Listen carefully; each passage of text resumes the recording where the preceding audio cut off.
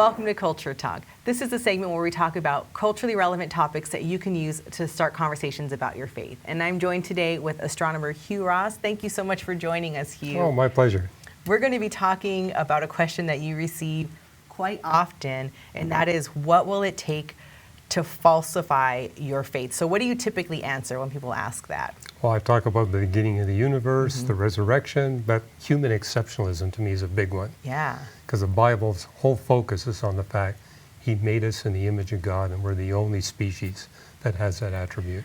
Right. So human exceptionalism, that is one thing that if we are proven to not be exceptional, that would falsify It'd be catastrophic your faith. to the Christian faith, right? So you actually recently wrote an article about speech complexity and how that points to human exceptionalism. Can you explain what they discovered? Well, it's only humans that are capable of developing a large vocabulary language with complex grammar. I mean, there's 3 languages in the world where the vocabulary size is more than 500,000 words. Wow. There's also what we consider to be primitive languages. When we look into them, 30,000 different verb forms.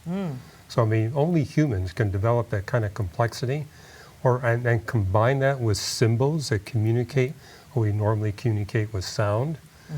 And because we have such a huge vocabulary with such complex grammar, we cannot reliably communicate to one another with only sounds. So how else do we communicate? Well, I see you communicating all the time through your lips, through your eyes, your eyebrows, and especially your hands. Yes. And this particular article is making the point that hand gestures are crucial to get the right emphasis on a syllable. So Syllable. Sorry, I shouldn't have thrown that in. I was like, what scientific term is that? Well, the example they use is we got the word object and the word object. Right. If you get the emphasis wrong, you get the wrong meaning. It's a radically different meaning.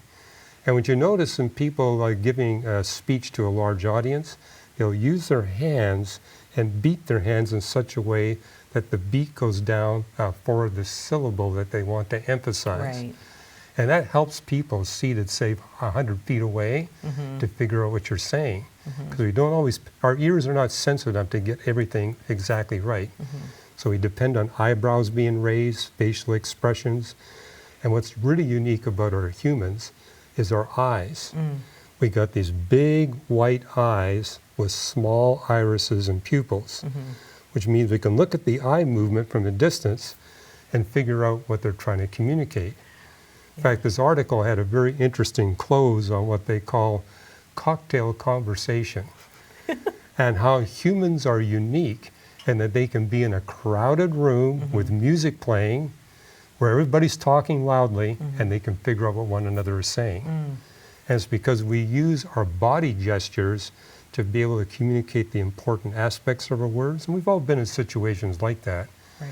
100 people are talking at once, yet we're able to focus on one person and figure out what they're saying.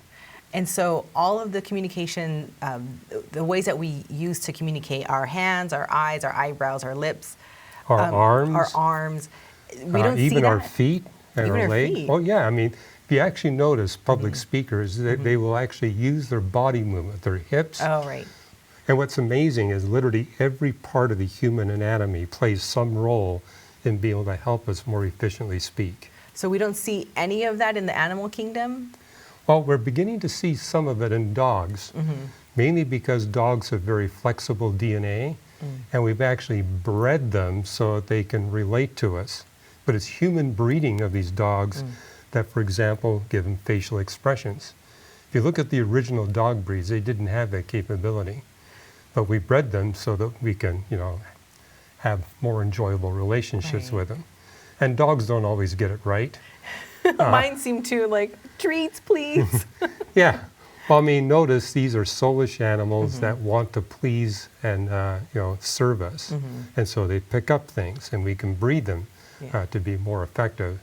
But it's still a huge departure from what human beings are capable of doing. So I imagine someone from a naturalistic perspective would say, hey man, that's just evolution. Like, that's why we communicate the way that we do, is because we have evolved past some of the other animals. So how would we view this from a Christian perspective? What's as a opposed major to, debate in the scientific literature? Do we differ with the higher animals simply by degree or fundamentally by kind? right?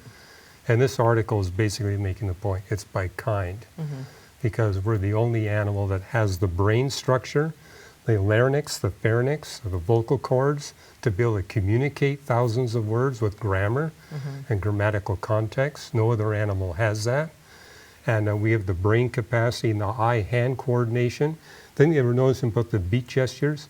That can only work with an animal that's got really good eye-hand coordination. The great apes don't have that. We humans alone do have that. And of course, we're unique in that we can take our speech and transform it into written language. That's Right. something none of the non-human animals are capable of doing. Right. Well, I mean, that's certainly something to think about. And then you've got an author and editor here talking about the complexity of speech. I think we can attest that the English language, let alone all the other languages of the world, are certainly very complex. And you can even communicate emotion through written speech. Right. Think that, the idea that symbols can communicate emotion, Right. pretty incredible. Yeah, pretty powerful. Well, thank you so much for that, Hugh. So where can people go if they want to know more about this topic? Well, it's a blog that I wrote. They'll find it in my Today's New Reason to Believe on our website. Much for that, Hugh. If you want to learn more about this topic, go to reasons.org and search for speech complexity.